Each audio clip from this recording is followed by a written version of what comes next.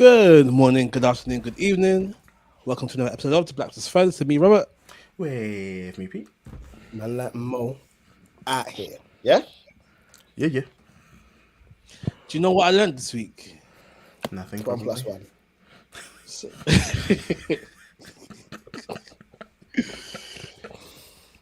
so you know Dragon Ball GT, right? I'm gonna know you. You know Dragon Ball GT. Yeah. Do you know when that first aired? It must be something dumb. 2000? 1996. Wow. Oh, that's like Power Rangers territory. Yeah, a whole that Dragon means Ball Dra- GT. So that means Dragon Ball must have been like 1980 or something. Yeah. I think it was that late. That's crazy. Crazy. That's my fact for the day. Thank you. Yeah, Thank you for bro. that useless fact. Dragon Ball first aired 26th of April 1989.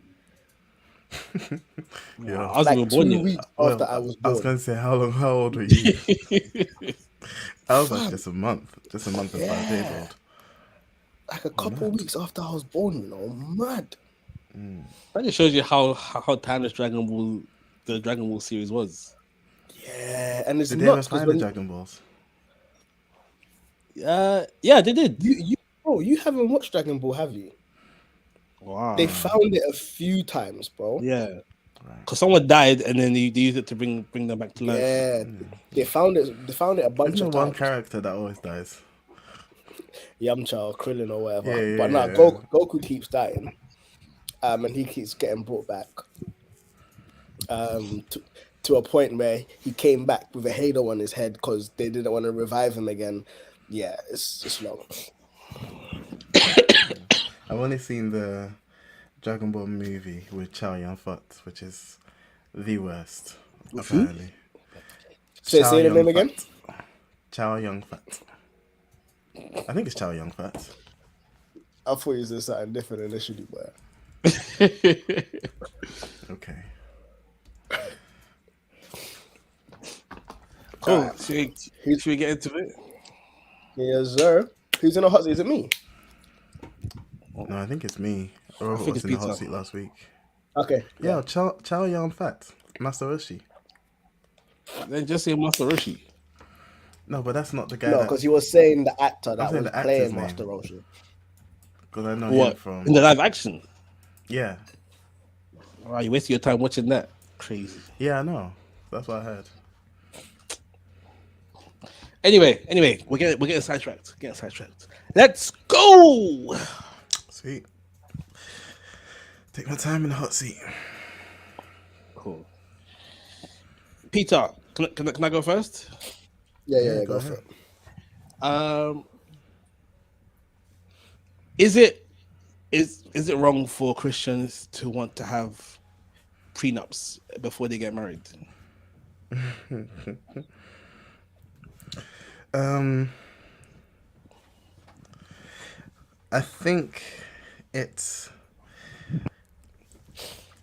I think it betrays either a misunderstanding of marriage or a lack of faith in marriage.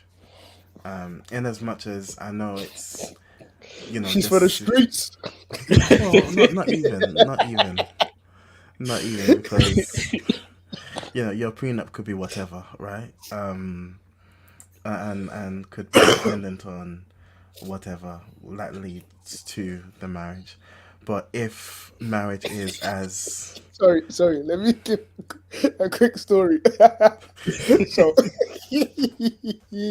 when Peter was like, it could be dependent on whatever, I heard a story about a guy who said he would get prenup with his wife that if she hits a certain weight, don't get a divorce. stress, And then I was talking to someone about it, and I'm like, yo, but you can only get a divorce like if she's fornicating. And then he's like, yeah, she was fornicating with chicken wings.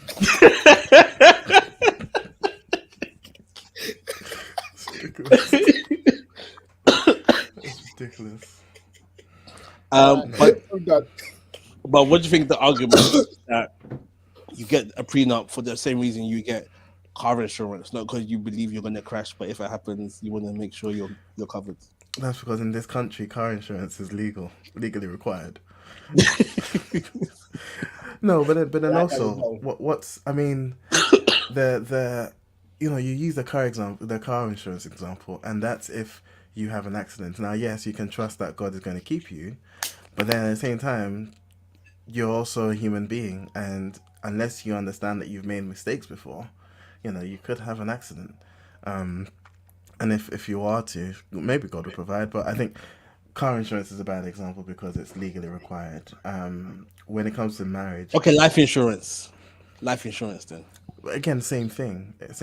If okay, it's not legally required, but then if I am to die, which I know I will die, I'd want my family taken care of, and if I can sort of prepare for that financially, not even in the sense of because I'm not going to benefit from that. It's my family that's going to benefit from that. I don't want to die and then mortgage payments fall onto Anita on her own. Nah. It's important to have life insurance so that she's covered and the kids are covered and stuff like that. So again, I Do you have think life insurance? yeah, yeah, yeah. As soon as we got a place, we had to. Well, we Oh. didn't have to. You only have to have building insurance, but yeah, we got life insurance as well. Yeah. Anyway, um, Prenups. prenups. I think if you subscribe to the definition of marriage as presented by the Bible, there is no option for divorce. Like even adultery was sort of a compromise because of the hardness of people's hearts. But otherwise, you look at what's the guy's name that married the whore? Hosea. Yes, you look at his story, and it's like, I mean, he was representing God and the church, so fair enough. But well, God and His people, but the biblical um, description of marriage does not permit for willy nilly divorce, and thus, a prenup, I think, either betrays a misunderstanding of that or a lack of faith in that. So But then I what if wouldn't, you yeah, but what if you take into consideration that like 50% of marriages end in divorce? yeah, that's fine. That's not what the Bible prescribes. That's not what the Bible presents as the definition of marriage. Now, it's not to say that we're all doing it right. No. But it is to say the fact of the matter is if you are getting a prenup, then either you don't have faith in what marriage is supposed to be by God, or you don't understand what marriage is to be by God. And I think that's just a factual, I wouldn't say it's a sin. I would say it betrays that because the biblical presentation of marriage is until death, you know. So anything other than that is either you don't have faith that you can do that, or you don't understand that. That's the position I'm taking on it. That if you do, it's either of those things. I'm not saying it's right or wrong. I just think that's what it means if you are to get What it. what if the argument also is made that when Jesus was speaking about marriage, the disciples, I think it was Peter who mentioned that, yo, like that is a hard teaching. Someone's echoing, I think it's Robert. Um, saying that's a hard teaching. Um, and then Jesus saying, yeah, not everyone can accept this teaching. He didn't deny that it was hard. It didn't Yeah, deny, but it's yeah, like not everyone can do that. But for those who have been given the right or be given that grace, can go ahead and do that. And arguably, when Jesus was speaking about marriage, there was no such thing as a prenup. There was no such thing as, oh, I've divorced my wife, so she's gonna take half. Fam, you're going back to wherever you're going, empty-handed or whatever, or with whatever you've got. yeah, And so, argument being, prenup wasn't a thing when Jesus was speaking about it. yeah.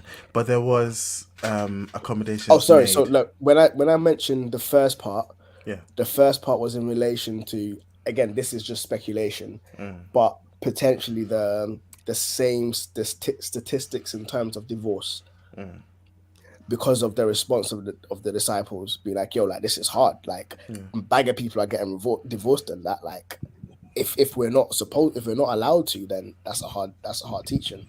Yeah. So statistically, you can argue that people are still getting divorced at the same rate as they are doing now.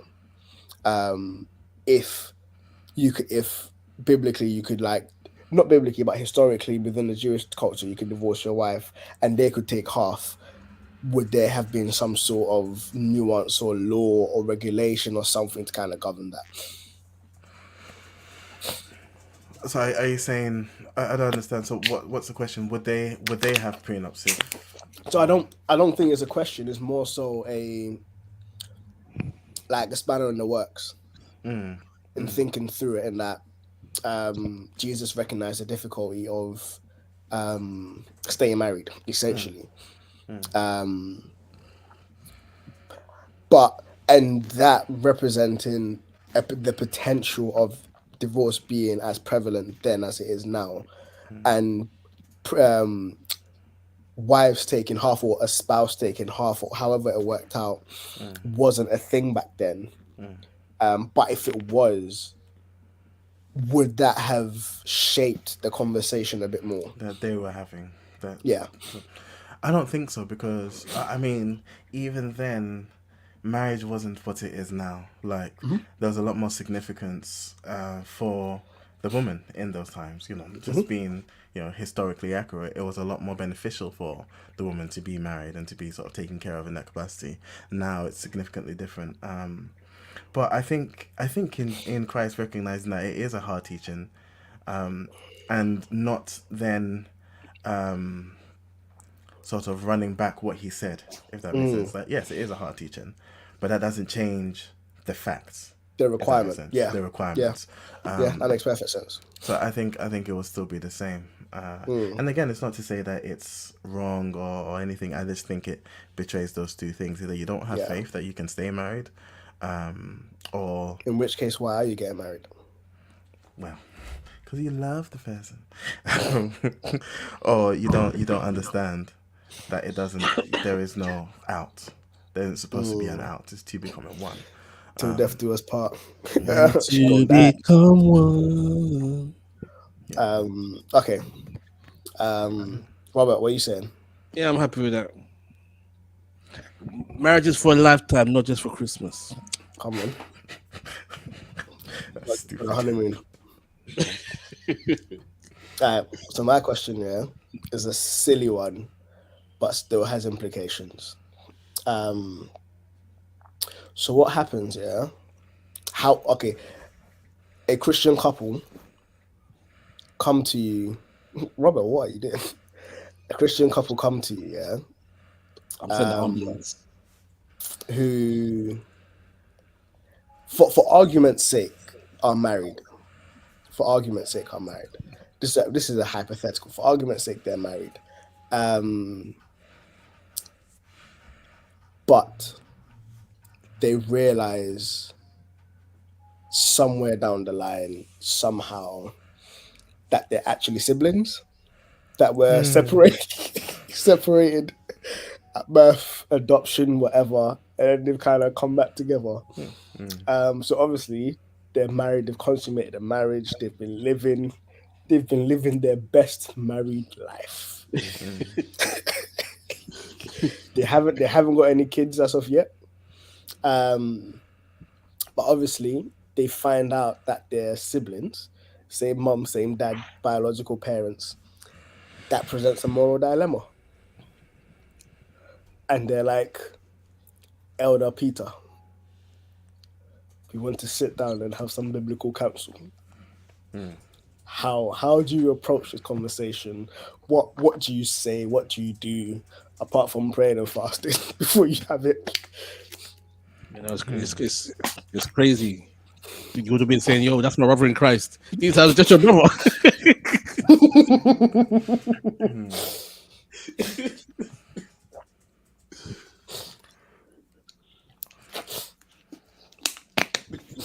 We are trying to find the answer. Looking for that inspiration. Look at the heavens from whence comes my help, because this is a hard one. I think maybe first question. Yeah. Is Do you believe that God sees that marriage as holy? Oh,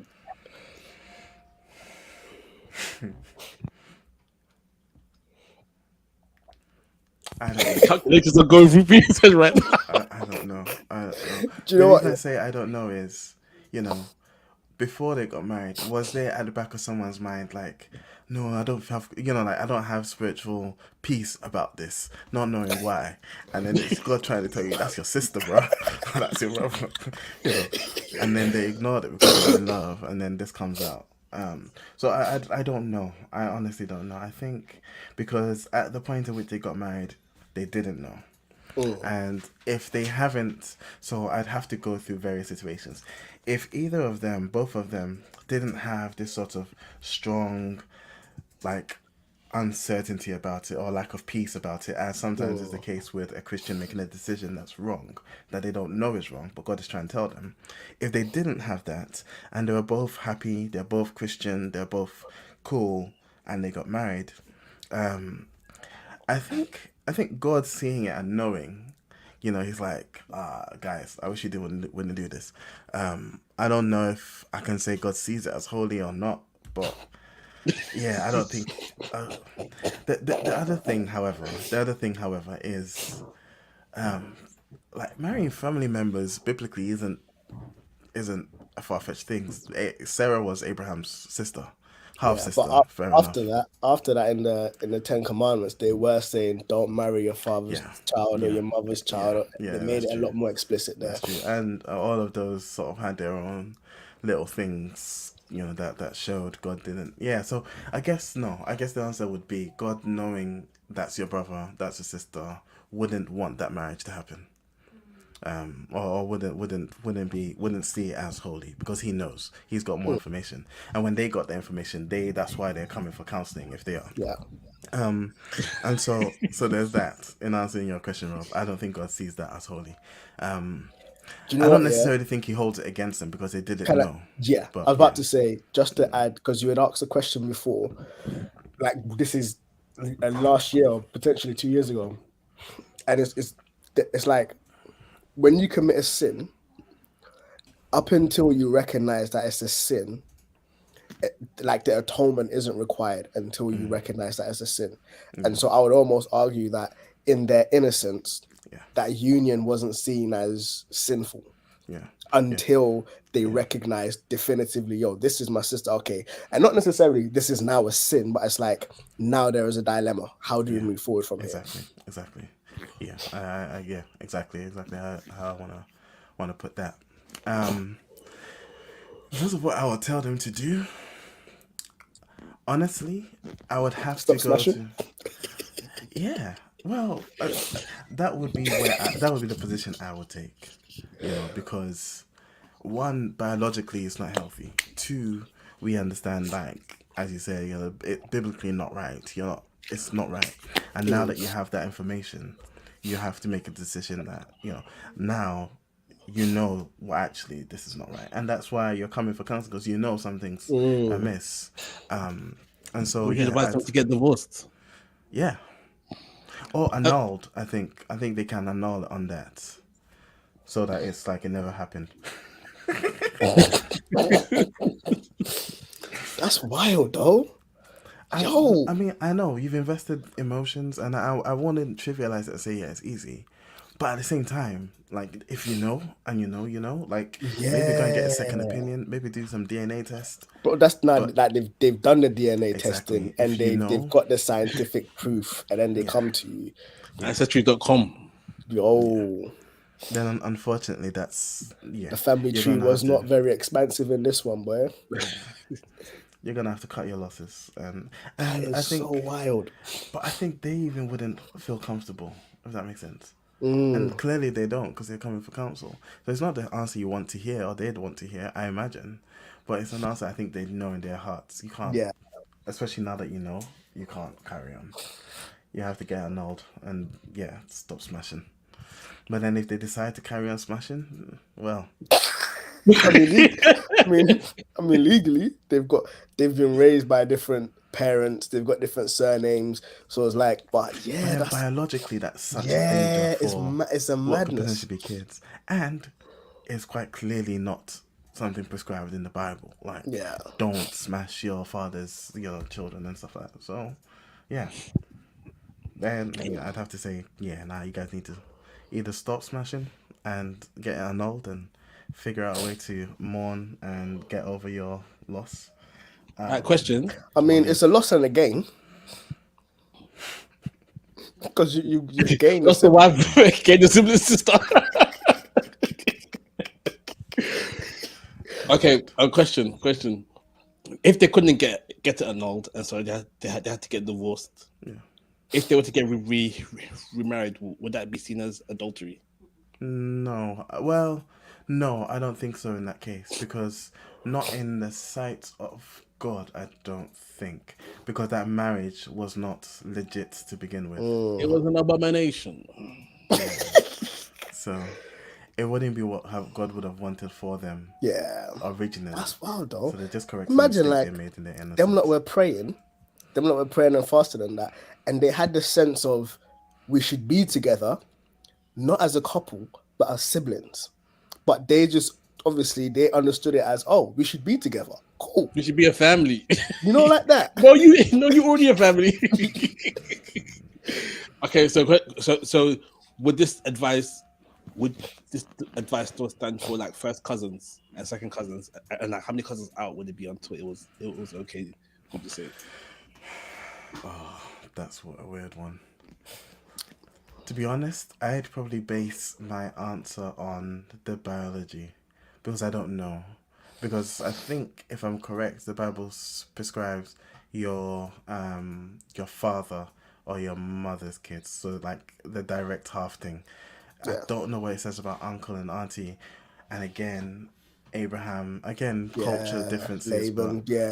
Laban was what's his name, Jacob's uncle. Rachel effectively was his cousin, as was Leah. Ew. So And he had the sisters, mad. yeah. So And their maids, mad. So I'd have to look at the biology and see how far out is it safe, if that makes sense. To Yeah, I make a decision. think biblically it's immediate relatives, so like Yeah. father's children or mother's children, but you could go for your cousins, first cousins and stuff. Because even when they were dividing the land, there was one guy who only had daughters, and they were like, "Yo, like we need to get land," and they were like, "Yeah, you can, but you're not allowed to marry anyone outside of the clan." So essentially, you're marrying your cousins. Yeah. You're by virtue of you getting land, you're forced to marry your cousins. That's wild. Crazy.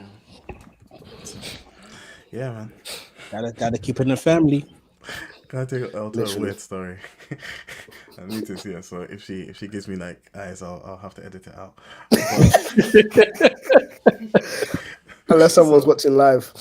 So yeah, actually, who's what? No, okay, no one's watching. So I think in chatting with Anita and stuff, I found out that it's potential that when we were like wee kids, like when we went to Ghana, we lived in a certain place in Kofodia that I think Anita lived close to. So there's a high potential that as wee kids, our paths crossed. Damn. So when we were doing the counseling and stuff to get married, and like you go to the parents and they go to their parents, and my dad went to her dad's place in Ghana. At the back of my mind, and this is just because I always try and consider as many situations, like what if we're related? So I had to prepare myself mentally, like if we're related, we're shutting this thing down. Stress after investing 7 years, Literally, bro. I'm in the back of my head. I was like, if my dad comes back and is like, yeah, Pete, like her dad is like my second cousin or something. I was like, oh, okay, cool. I'm gonna have to deal with.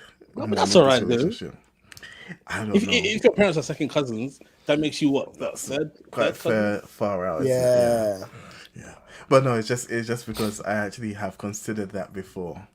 Yeah. Luckily, no relation. So, we can carry on smashing. But yeah, there you go. Come like Uncle Ruckus, no relations. Oh, so now you want to talk about smashing? Come on. It's alright, because if that's all I say about it, then it's cool. I ain't going into detail with you guys. But Hey. yeah, that's my answer. Little nibbles before. Okay. All right. Nah, good. I like that.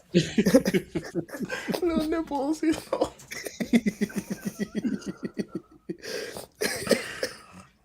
Hey, we still I need was to just do gonna this say- Amsterdam trip, man. Nah, Yo. we don't. I was just gonna say no teeth, but cool. Hey. Say mwah. I'll say mwah. Mwah.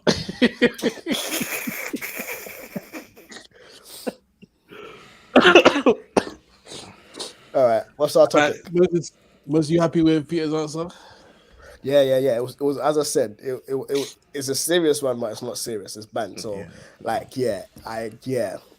Yeah. He had a good crack at it. So I'm happy with it. Cool. All right, so let's have a conversation. Right, I want to talk about London. So the overarching theme of the conversation is living in London overrated? All right, but let me give you the backstory first. Yeah? So I would like to eventually buy a house, buy a house with a nice garden and all of that good stuff. But trying to do that in London, it's crazy. Like if you go on Rightmove, you can the price of a garage is £30,000.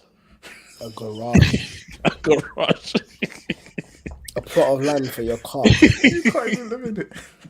You can't live in it. This is how times are, and even in the area where we live, like the houses, here, they're probably 3-bedroom houses, easily 400, half a mil. Yeah. It's bruv, who's got that money? Even with all these schemes that the government is trying to help people with, it's not feasible. And so No, yeah. it feels like if we do want to buy a house, bar winning the lottery or becoming criminals, we're gonna have to move out a bit further. And I was born and raised in Waterloo. I didn't leave Waterloo until I was 30, so I've always lived in the heart of London. Even coming out to Norwood, it's like a whole new world. I need to walk 20 minutes to get to a shop. I need to walk 20 minutes to get to a station. It's crazy. This life is not for me. And then how much more so if you're moving to Essex or Kent or whatever. But now I'm thinking, is London so great that I'm missing it so much? And Peter already lives in the sticks already, and he's grinning right now. I don't think Peter's ever lived in London. Smug. What do you mean? What do you mean? Wellington's not London. Your face is not London. Wellington is London. And I was also born in North London. I was born in Enfield, which is also London. Enfield is barely London. Regardless. That is Man's lived around the M25. If a red bus goes there, if I can use my Oyster card, it's London. Relax. Man just lived around the M25. On the outskirts. How dare you? It's when people try to claim Greater London. Okay, what? When people try to Greater claim London. Greater London. Yeah, fam. Well, yeah. I mean, I guess. So I guess you're really gonna get two perspectives here, because I know Mo, you love living in London, and I don't rate it as much. I think I would definitely say it's overrated. I think, especially with the pandemic and sort of doing things remotely and everything, I think it became very, very apparent that actually London is just oversaturated, and it's overpopulated, and so the prices are, I don't think, really indicative of the value, if that makes sense. And I think, especially in the UK, transport is so good. It's not that hard to get into London and out of London. And so if you ask me, 10 out of 10 times I'll say, yeah, it's overrated. Move slightly out. If you can, if your work allows it, if you don't mind, move all the way out, because it's like ridiculously cheap. Like the further away you go, the cheaper it gets, and it's mad the difference. Where you're still looking at an hour's train into London or less, where Or a going plane from ride, depending on where you go. well, yeah, but going from, for instance, let's say Thornton Heath into London. If you try driving, you're looking at the same time. Even if a train, you're looking about the same time. In terms of wait time and stuff like Yeah, that, you're looking about yeah. the same. So if my commute from Thornton Heath to London is an hour, and I can get the same commute from Chatham to London in an hour, then what's really the reason to need to live in London? Nice. Yeah, yeah, then that's 'Cause- what I'm saying. Yeah, Because you lot don't have no mollies. Amazing. we don't have mollies. No, we don't. It's We've the got chicken culture. shops. It's We've the got You chicken buy culture. shops. plantain. Yeah, yeah. It's You the buy culture. plantain. Plantain. Yeah, we can get plantain. So it's more expensive plantain. That's the imported plantain, bro. Imported. But again, if there's bad traffic, going from okay, you guys say it's not London, but going from Wallington into Croydon can be 30, 45 minutes to go and get Yeah. some plantain. Like again, I just think I would definitely say it's overrated. I definitely say it's overrated. Yeah. Do you know what? In terms of price wise, living in London is almost like a case of, you can almost argue that it's like bragging rights. I live in London, like I'm hearing it. It's like saying I live in New York, I live in Paris, I live Yeah. So it's like you're paying for the premium to say I live in a space. It's essentially it. You're paying for the premium to say I live in London. These times you didn't even choose to live in London. Bro, Your parents chose to live. and when they chose to live here, it was cheaper, Yeah. much cheaper. Like Jamila's parents' house was bought at a fraction of the price for what we're going now. A fraction of it. Yeah. So yes, but again, for me, it's like the culture. It's there are things in London that I really dislike. Like on a regular basis, people are really suspicious of each other. So there isn't much just free conversation on the street. I go countryside and people are just saying hello to each other. But on the flip side, I hear people from the countryside saying, like, everyone knows everyone else's business, and they're just talking everyone's business. I wouldn't like that. I would like to be able to be on friendly terms with people. I wouldn't like to be seen as looked at suspiciously and stuff, and that's something that happens in London. So London is a bit more isolated. There are things about London that isn't very good. But on the flip side, bro, if my children came home with an accent any other than London, we're going back to London. You come back with a Brummy accent, now we're going back. Manchester, Liverpool, Yeah, but we're you have to going go back. far to get a different accent. Nah, You have to go far Nah. to get a different accent. Essex. Okay, Essex is- Essex maybe, but I guess I haven't been to Essex as much. But everyone in Kent has a London accent. I don't see a different accent here. There's definitely a different accent in like Oxford and them places. Because my work is there, I go there now and I was like, pardon, sorry. Yeah. Some crumpets with that tea. Yeah, the accents will throw me off. I'll be like, nah, I don't know who you are. But also, I think, I think like, and this is very trivial, but the fundamental thing for me is the accents. I don't want my children having a non-London accent. I can't stand it. I really can't stand it. I think another Yeah. important thing is like family and friends. Like all the connections are here, and like even if like since being married, I'm not seeing friends and family that often. I know that it's not too difficult Yeah. to do so. Fair point. Fair, and But that's a trains point are we need to make expensive. as well. Bro, Trains do are you know what? Yeah, My sister lives in Hertfordshire. She's had she's had a baby, so there's an infant in the family. I only see the baby when she comes to visit my mum with the kid. I haven't been up to Hertfordshire, and it isn't a case of I don't want to jazz it, but it's just like work timing and everything just doesn't correlate. But with my sister who lives down Addiscombe, bro, I've been seeing my nephews and my nieces on a regular basis. You could And so call. it's just, I could call, we could video call and stuff, but as you man know, I'm bad at It's not that. the same. Yeah, it's also not the same. It's also not the same. Yeah. It's also not So the yeah, same. And like even and like even having like parents around to help with like childcare. babysitting, all of them things there. Like I'm sure Yeah. it's like mad for you guys out in the bushels.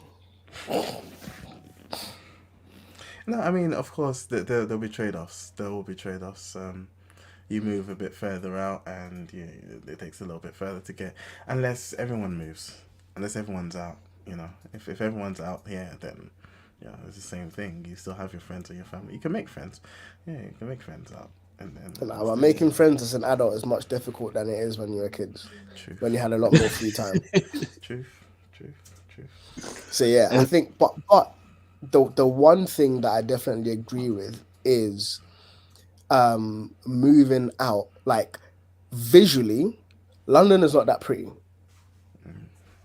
Visually, London is not that pretty. When you move out of London, you could, when you're moving out, you have the luxury of like being intentional about where you live, green spaces, blah blah blah. And in London, the pretty spaces come with a heftier price tag. Yeah. But then our green space is not overrated too. Because like how often Nah, you go into a park? How often you are going to go walk in the woods? Because the When parks you are live next butters. to it every day. Because the How park, about bro, you go to the park. There's one man like smoking weed or whatever. Just it's butters. It's nah. But man, But Peter lives next to a forest, and you got all these antisocial behavior people just doing their quad bikes and It's better than worried about getting stabbed. nah. You know what? bro, Yeah, don't talk like say the place you're living ain't. you I'm know nowhere what? near as worried about getting stabbed here than I was in London. I'm sorry. I'm more scared of white criminals than I'm of black criminals. Facts. Really? Facts. Because I feel like white people just take things too far with everything. Bro, you will go missing and you will not be in the newspapers. You will not be in the newspaper. If you get stabbed, yeah, you might get a feature on The Voice or something.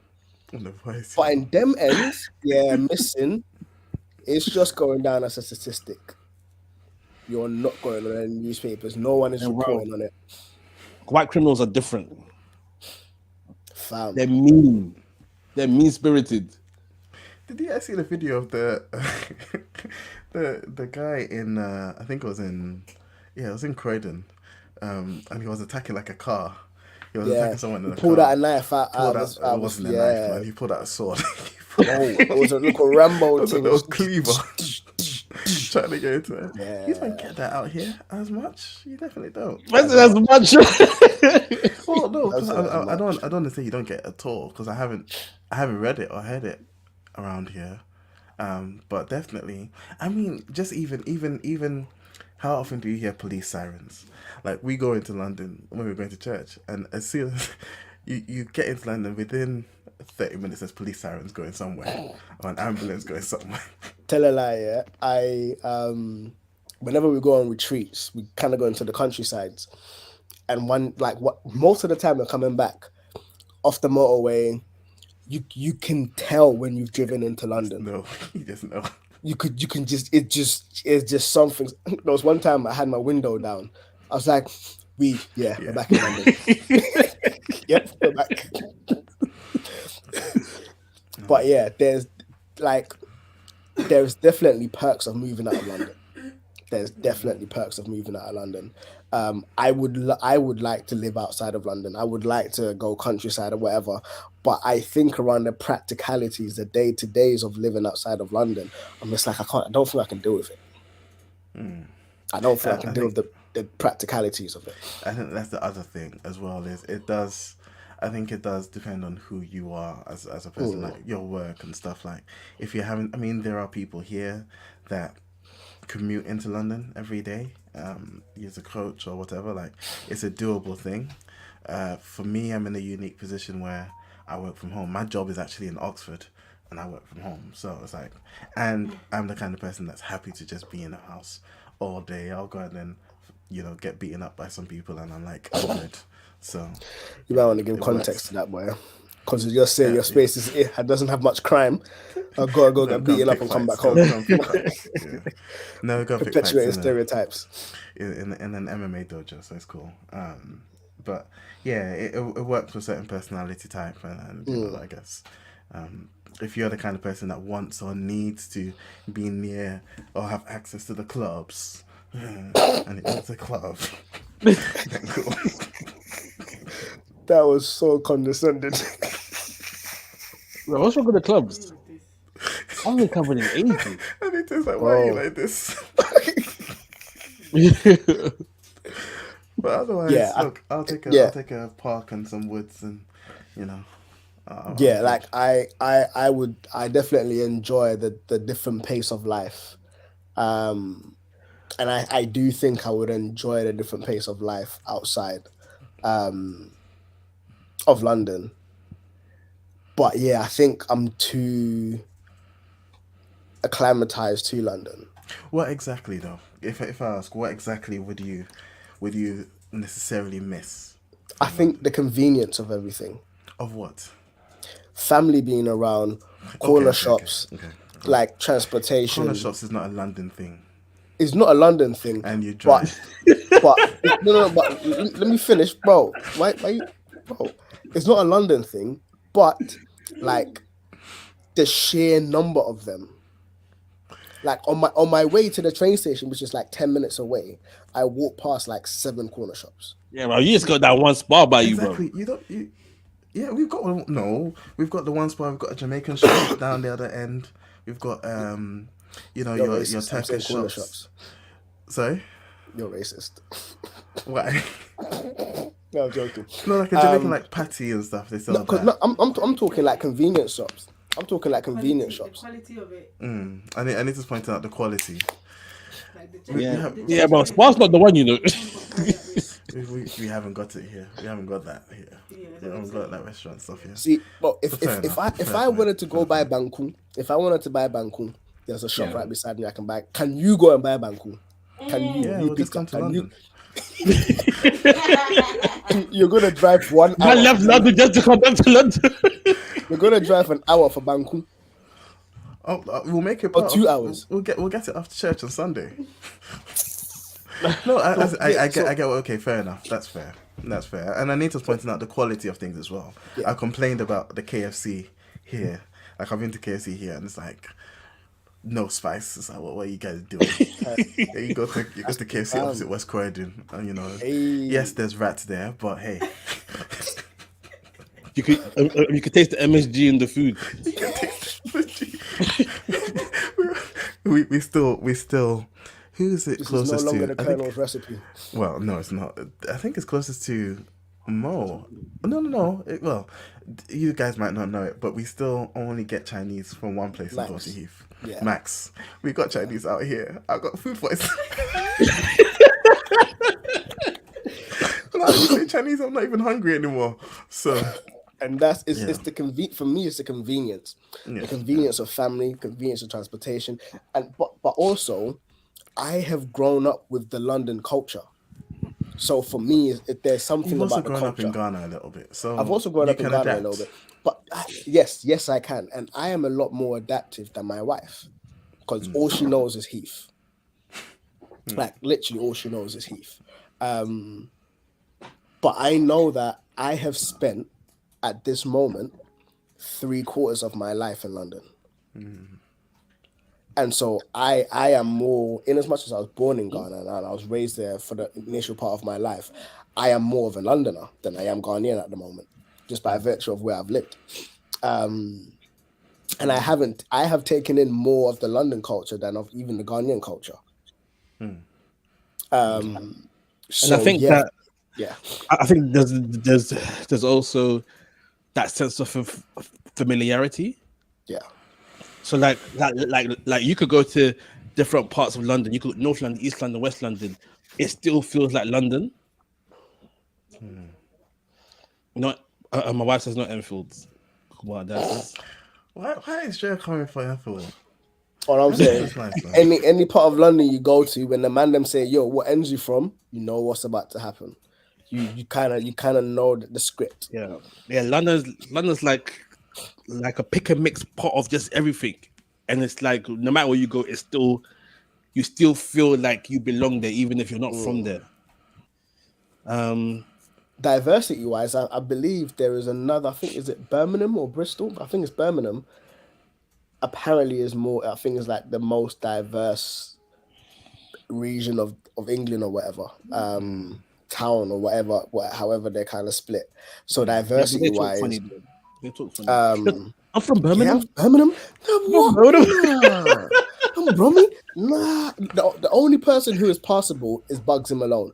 Yeah. Outside of him, everybody else, and even Bugsy Malone, I still need to fine tune my ear to his music. But yeah, and that's again the accent. Nah, if Leia comes home with a Brummy accent, nah, what you doing? Go back. You know, Yeah. again, it's dangerous to say this with Anita around, but I've legitimately considered and can see it being feasible living in Ghana and working here. Like, if I can work around the legality of it, we could easily move to Ghana. If you get the right place, we get a good internet connection and air conditioning. But yeah, The two requirements: internet and air conditioning. no, we went there.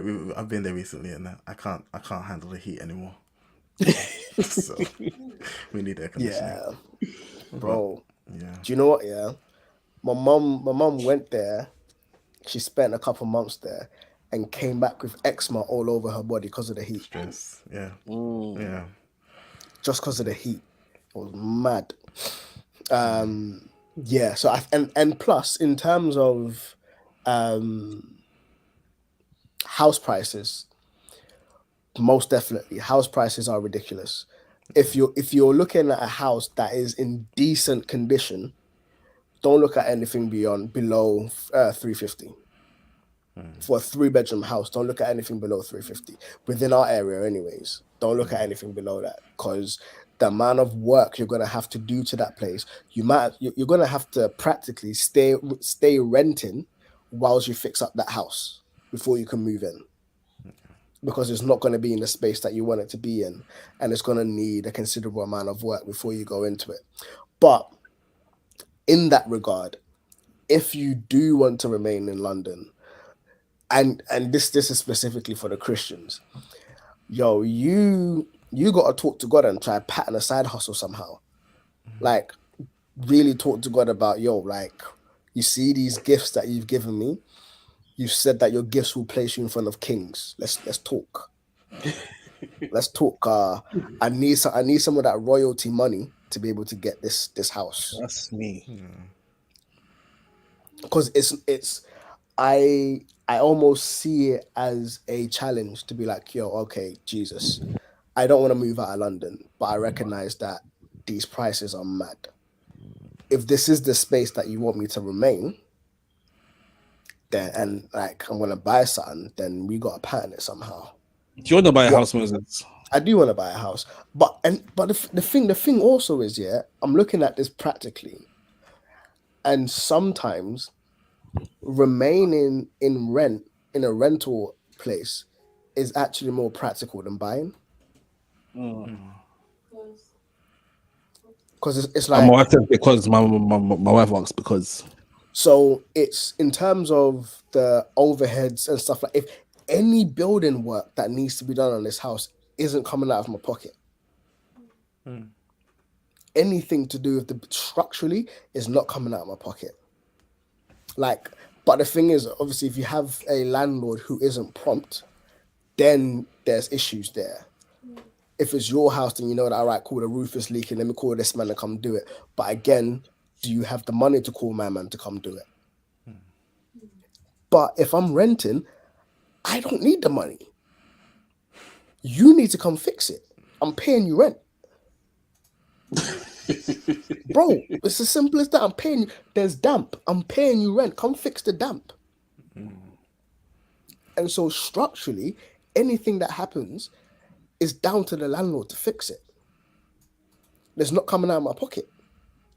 Bet yourself you got a good landlord then, because Exactly. And if it's a case of landlords trying to move mad, cool, I'll go find somewhere else.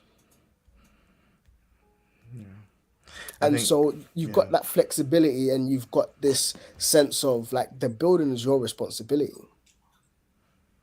But if the building is yours, then literally everything to do with the building is coming out of your pocket. It's like renting a car.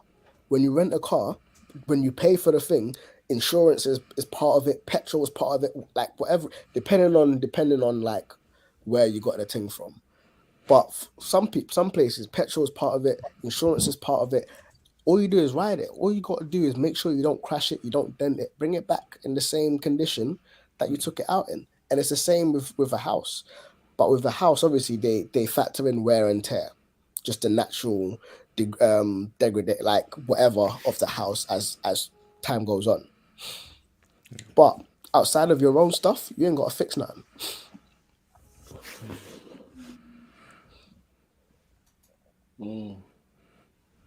but I guess with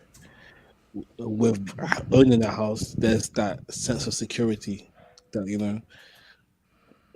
don't have to worry about being kicked out. You don't have to worry about rent going up. Yeah, your There's- worries are different. You're Well- not worried about being kicked out. The worries are different. Yeah, but then there's also the fact that you want, like, in your renting, you're helping someone pay their mortgage, Yes. Yes. and then when you leave, that you don't get anything back. But then Yeah, you don't. when you own, at any given point in time, as long as you take care of the place, and there isn't like mad things going on in the world, house prices are really generally gonna go up, and value is generally gonna go up. Especially at a time like this where a lot of people end up moving out of London, so prices outside of London are going up because the demand is going up. So you get in early, and you're almost guaranteed prices are going up and up and up. And so when you then sell, you make your money back and some Yeah. profit. Yeah. And so in as much as, the all that worry is on you, I guess it's slightly different as well if you buy like a new build, because then you get all these warranties and Okay, yeah. after sales service and stuff like that. Like we're having people come down to do a bunch of work, and none of that's coming out of our pocket because Oh, that's it's sick. part of the warranty. I didn't know Yeah. that. That's sick. Yeah, it's part of the warranty of a new build. You get like 10 years or something ridiculous like that. So there's also that to consider, and then longer term, it becomes with a car. Anytime I talk about buying cars, this pain in my heart, because I paid ridiculous amounts for a BMW, and then go try to sell it, someone offered me £50. That's mad. And the I'd slap you. person offering me was like, "Boss, it's not me, it's the system. It's the system." Like scared for his life, So Yeah, I always see a and- car and as a depreciating that- thing, but a house. Yeah, in that you are right. investment. In typically, house prices go up, and so if you spend 50K on a house and you sell it in 10 years' time, you could be looking at like 300K or whatever. But also considering inflation, considering stuff like that, cost of living and everything. So equivalent 50K 10 years ago, equivalent now, maybe like 150. And so calculating with inflation, yes, you're getting some more, but you're not getting as much as you thought you were going to get. So yes, there is truth in that. There's also, until you paid off the house is still a liability, it's not an asset. Because if there's a month or two that you can't pay, the bank can take that back from you, and now you're homeless. And so all of that money that you've paid almost becomes null and void. And so there's still an element of volatility and it being a liability until you've paid it off, and then it almost becomes this asset that you can do whatever. And that's part of my problem with Well, until you either pay it off or sell it. Yes, Yeah. yes. Part of my problem with financing cars is you're paying X amount for the finance, but if anything goes wrong, you still need to fork out for that as well. So unless it's on the warranty and like, but as soon as it goes over the warranty period, I'm paying like £200 a month. Let's just say it might be more than that, but then the engine light comes on and it needs servicing or whatever just to fix that. I still got to pay my man £200 and still fork out for the mechanic. And so with like mortgage, if it's not like a new build Peter type situation, I'm still paying that West or Barclays or whatever 1,500. The roof is now messed up. I still got to take out like £5,000 to go talk to this builder to do something. Obviously, the roof shouldn't be messed up every year. That's mad.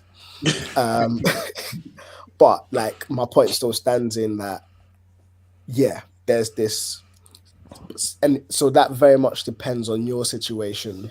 It will be situational, and where you're at. So sometimes renting can be a blessing.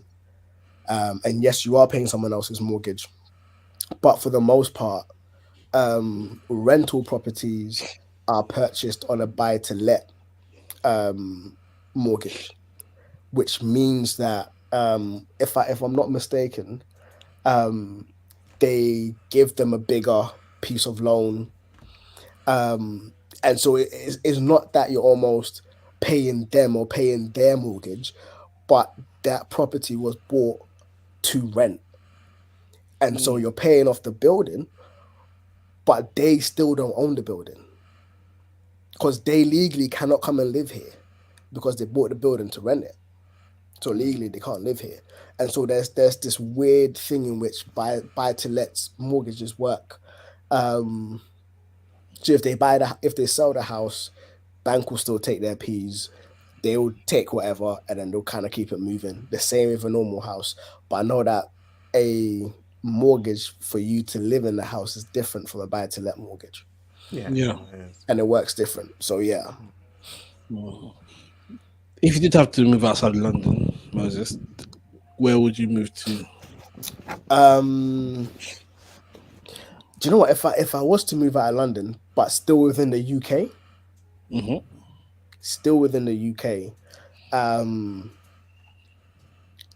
I'd be looking. So there are 3 spaces that I'm looking at, and it's just I may be romanticizing these areas. Probably I am. Northern Ireland. Facts. As I said, I may be romanticizing these spaces, but I've got a boy. Where did that come from? I've got a boy who lived in Northern Ireland, and you know they've got an accent as well. I know, yeah, it's mad. It's mad. I've got a boy who lived in Northern Ireland, and like, it just looks so picturesque. It looks so picturesque. Scotland. Again, accent is mad. But Jalade went there and it was just so picturesque again. I know that he went hiking, he took some pictures, it looks so picturesque. And they have free university there as well for Scottish residents. And I know that their prime minister right now is on crud. She is doing a thing. Or Wales. Well, you pick just every other country. If you're gonna go, you're going outside of like. I'm going Britain. outside of England. I'm going outside of England. Get off this island. Yeah, I'm going. Okay, why Wales? So again, Wales picturesque. He wants to move for the pictures. Bro, it's for the gram. It's for the gram. It would be. I really thrive in green spaces. Just having green spaces around me, natural green spaces around me, I really thrive in them. And so it will be more of a selfish move if I was to go to one of these 3 spaces. But in considering the family, I don't know where I'd go.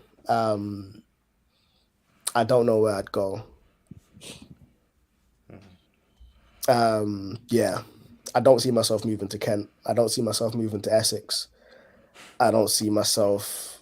Yeah, if I am to move, it will be like the bougie areas, like the Streathams, the like the Streatham Vales and them things there. Like it might even be Expensive like, areas. yeah, it'll be like in Bromley where they've just got a fat drive and greenery everywhere. It will be in spaces like that. And so yeah, like I need to have a serious conversation with God because right now my wallet don't stretch to them areas. Even on the rental tip, my wallet don't stretch there. So I'm like, God, we're gonna need to talk. But yeah, that would be me. I'll still live within London, but I'll move into areas with a lot more greenery. Spaces where the streets are a lot more cleaner. The air smells a bit more fresher. Yeah. How about yourself? If you were to.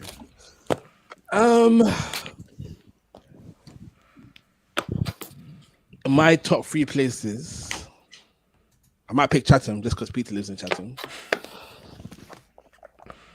And Chatham's quite cheap compared to London. So yeah, Chatham. If not, is it called Greenhive? Near Blue Water. Okay. Near Blue Water. Yeah. Yeah. Greenhive. Yeah. Yeah. Just for the sake of being near Blue Water, so there's at least that entertainment, shopping mall. Yeah. You structure. can get everything. Yeah. And a bit You know that man them that always used to go Chacadero and them things. Well, but it's like if people are coming over, at least there's somewhere I know I can take them to go and do stuff with. And last place, Brighton. Okay. If I could get a place that's not too far away from the beach, then yeah, because like we went down to Brighton for like a weekend and it was really nice there. Yeah. Same. When Jem took me to Brighton for my birthday, and as we were there, I was like, yo, like I could see us kind of relocating here. But like when I went to Brighton, I realized that every city has its own personality. And the personality in Brighton, I was like, I don't know if I'd want my kids being raised in this city. Yeah. It's the unofficial LGBT town. When I was looking at universities, we looked at. But yeah, man, I'm not gonna have this conversation on podcast. I'm gonna take it off a podcast. But yeah. One thing I can say on podcast, we were looking at universities. You go for open days and stuff. We went to one open day at University of Brighton. My dad's only advice was, if any male is being too friendly.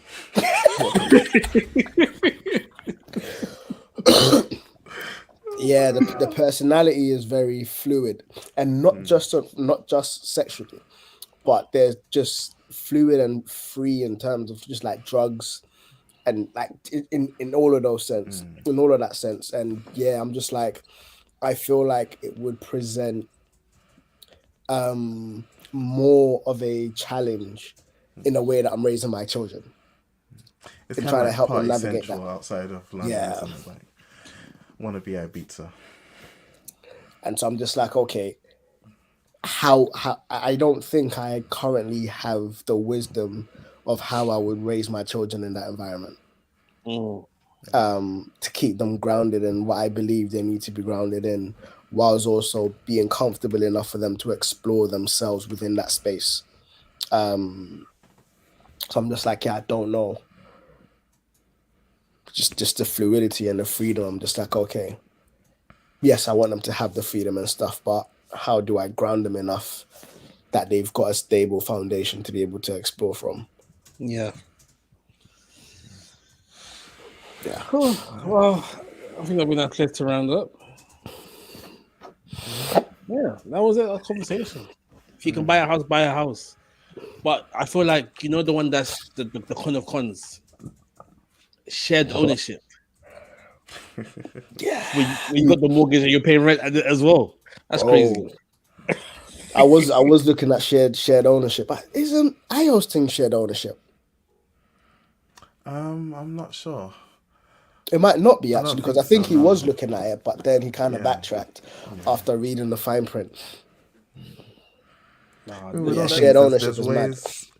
There's schemes. I think the government schemes, and that's one thing with the UK. I think the government schemes end up being, government's gonna try and make some money off you, but they end up being a decent thing if you're desperate to get out of renting and you want to own something, owning 50% of something, is it's Yeah, less with it's the less than hopes on of being able to 100%. buy more Exactly. as and when you Yeah, become more yeah. affluent. Yeah. Or even again, like the whole buy and sell. I'm noticing a lot of people, and that's like a whole model. Is you buy and sell. You buy, live in it a little bit, sell. Like that. It's if you're looking at a way of making long term, like investments and stuff. Like the housing market's always, one of the more stable places to invest. But And I'm hearing them talking about you can get into the housing market, especially if you're gonna try flip houses with none of your money. yeah, there's ways to go about There's it. ways to do it, but it will literally be a full-time job. So don't go in and romanticize and I'll And just a get lot of Billy to do those, X. no, a lot of those as well, they're willing to do the work themselves. Yeah, Like, yeah. I don't know actually if I can say this, but I know a few cats that are in like property and like, they're doing a bunch of the work themselves. They're learning, they're making mistakes, but they're flipping houses and like, Yeah. again, you buy a house that's like cheap or relatively cheap. It needs a lot of work. You're renting somewhere, but then you put money into that and sell it. It's funny. Like 10,000 worth of work ends up being worth 100,000 for the Yeah. price of a house. Yeah. Like Yeah. investment wise, it's kind of mad, but Yeah. it is a lot of work. It is a hell of a lot of work, but everything is. Everything is. So Everything worth doing. Lots of work. Come on. yeah, Cool. facts. What Hookup? is Dre still about? No, she's dipping. Okay. I'm about to say where would she like to live, but I yeah. know that she can just sleep like whilst you're talking. Yeah, hookups. What we saying? She's learned to sleep through my snores, so that's the skill she's had to learn to survive. Cool. You guys got hookups? Yeah, I've got a hookup. Yes. No, Peter, you can do your thing. So my hookup is, I'm gonna say, no, I'm not gonna say.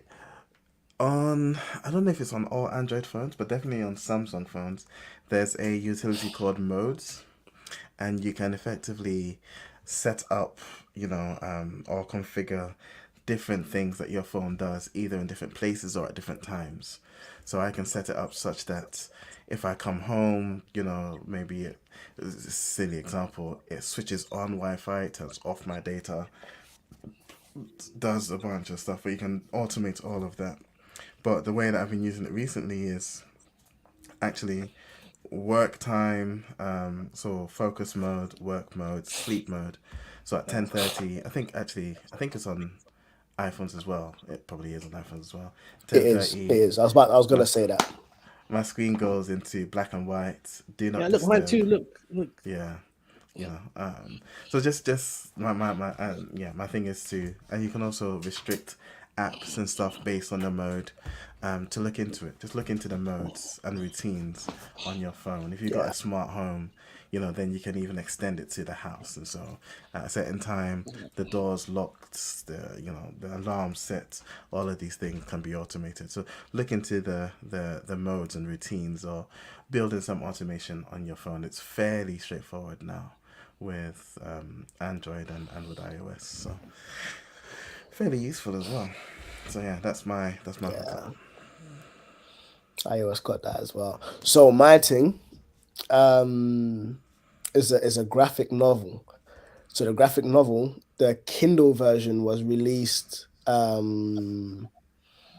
yesterday, I believe. Was released yesterday. But there's a physical copy which is being released in March, which I've pre-ordered. So my hookup is a pre-order of a graphic novel by a guy called Brian McDonald, called Land of the Dead. Okay. And it's sick. The premise is sick. The premise is just so it's meant to teach you about stories, how to write stories, how to be a better storyteller and stuff. And the argument almost, and I'm not gonna try to give all of it away, but the argument is almost like the wisdom we need is in the land of the dead. The wisdom we need is in the very spaces we don't want to go. And it's in going to those spaces to learn those lessons, to come back to the land of the living, that we can actually use those experiences and lessons and stuff, recognizing that there is so much wisdom in the graveyard. Like people have died with their wisdom. And also recognizing the library is full of dead men's wisdom. So In the end. Fam. So yeah, land of the dead is the space that the wisdom resides, and if you want it, you need to be prepared to go there to go get it. I'm not sure. I haven't dug into that from a biblical perspective, but yeah, Brian McDonald is my guy. Cool. So before I give a hookup, just a PSA announcement. Season 2 of Record of Ragnarok is out now on Netflix. Is it out? Cool. Yep. Didn't you man say it's dead? I felt it was dead. I kind of. I'm enjoying it so far. I didn't even watch the last episode. I was kind of. Yeah, because I was gonna watch it, and then Peter was like, "It's dead." I was like, "Oh, okay, cool. I'm not gonna watch it." But I'm hearing good things of Ranking of Kings. I haven't heard of that one. Yeah. It's on Netflix as well. It's a blind and mute prince who's meant to be king, but people are like, "You're blind and mute. You can't be king." But then the anime is just about like him patterning everything. But yeah. Cool. Apparently So my actual hookup is a Netflix show called Physical 100. Yeah, I'm gonna start watching that. I've seen it. Yeah. Physical 100. Physical 100. It's a Korean game show basically where they get like 100 like very built people or like fit people, so they could be like weight trainers, judo people, wrestlers, ex police, ex army people. So they've got like 100 of them, males and females, and they're competing in different activities to see who has the best or like optimum body. Sick. It looks like CrossFit Games meets Takeshi's Castle style. Yeah. Oh, come on. Yeah. And like, obviously everyone's got their own like strengths and weaknesses. So so people are good at different things. So like the first challenge was they had to hang from this rack, and it's like whoever is like, I think it's like 50% cut off rate. So first 50 people to drop out of the competition. And obviously, if you're a bodybuilder, you're strong, but you're not that kind of strong. You've got that grip. Yeah, you haven't got that grip strength. So a climber might be skinny, but they're gonna outlast you days. And some of these people were lasting for like 15, 16 minutes. I don't even know how it was. That's crazy. How did you do when we were doing the hang and then flank? Wow, I couldn't even hang for a second, bro. Yeah, them ones are hard. Yeah. But yeah, Bro, I remember the days when Peter and I would go to the gym and we'd be banging out like 200 dips Do casually. you remember the days you used to do muscle ups? Yes. Bro, do you know what? Yeah, this story time. I remember the day when Peter and I were squatting like 220, 240 kg. We're half rep squatting. Fam, we were fam. And then this man comes in with a walking stick. And then he's like, "Bro, you wanna put in work, you know?" It's like, yeah. And then he goes, "Oh, you man should wear a belt unless you want to end up like me." Fam. The next day, Peter came with a belt. Of course. The next day, I was like, "Yo, man, I didn't even wait for the Amazon thing. We went to the shop." I was like, Like, you don't get that warning and then go back the next day, do the same thing. What's wrong with you? I remember the guy as well. And you know what? Yeah, I love it when people give wisdom so nicely. Hmm. Get a belt if you don't want to end up like me. And then he just hobbled off. He just He walked. lived it. He lived it. It's like, oh, cool. Like, That was an angel. yo, That was an angel right bro. there from. Peter got his belt. You see, I'm saying Peter got his belt. I still don't have a belt. I still I have just that dropped the belt as weight. well. I just dropped the weight. Yeah. But yeah. So you guys were banging all of this out. Then you got married. It all went downhill from there. Crazy. I'm not banging out 200. I don't know if he's banging out like 170 ish. Oh, look at that. Do you know what? Yeah. Funny enough, my gym attendance was not hindered until Leia came, until like kids, and that's when it was hindered. So marriage didn't actually stop me from going to the gym. No, kids will. It was the practicalities around the kids, but I was just like, yeah. Well, you heard it here first, but guys, if you want to go gym and be healthy, don't have kids. Mad. All right. Shout out Rude for the intro outro music. How return the Audrey Mays logo. Twitter at The Furnace UK. Instagram at TBS Furnace. You can email us at tbsfurnace@hotmail.com. You can find us at soundcloud.com/The Furnace, an apostrophe. On all good podcast works has an apps, Black Furnace with an apostrophe. And that's it. So this is the Black Furnace signing out. Blah. Hadouken.